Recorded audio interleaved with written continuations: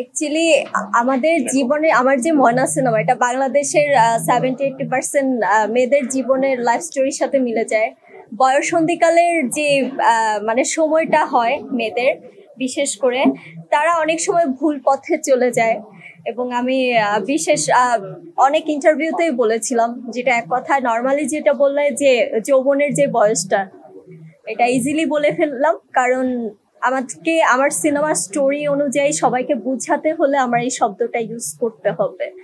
সমাজের সব কথা আসলে লজ্জা পেয়ে লাভ নেই, কিছু কিছু কথা আসলে বলতে হয় আমার সিনেমার গল্প অনুযায়ী। তো ওই পরিস্থিতি একটা মেয়ে যখন বয়ঃসন্ধিকালে একটা সমাজে যখন বেড়ে ওঠে, তখন কিন্তু আশেপাশে অনেক পুরুষ মানুষের নজর পড়ে তার উপরে।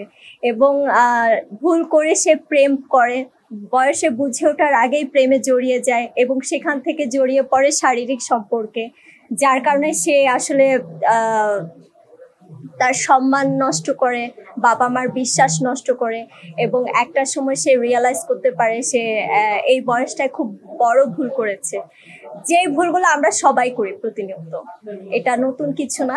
তো আসলে এটার উপরেই গল্প, যে এই সমাজের এই মেয়েরা তারা যেন ভুল করে ডিপ্রেশনে না চলে যায়, সুইসাইড না করে। তার জন্য বাবা মায়ের সতর্ক থাকতে হবে, পাড়া প্রতিবেশীদের সতর্ক থাকতে হবে, ভাই বন্ধুদের সতর্ক থাকতে হবে। নিজের যে ভালোবাসার মানুষ যদিও প্রেমে পড়ে কোনো মেয়ে, তার বয়ফ্রেন্ডদের প্রথমত সতর্ক থাকতে হবে যে আমার ভালোবাসার মানুষের সেফটিটা আমার হাতে।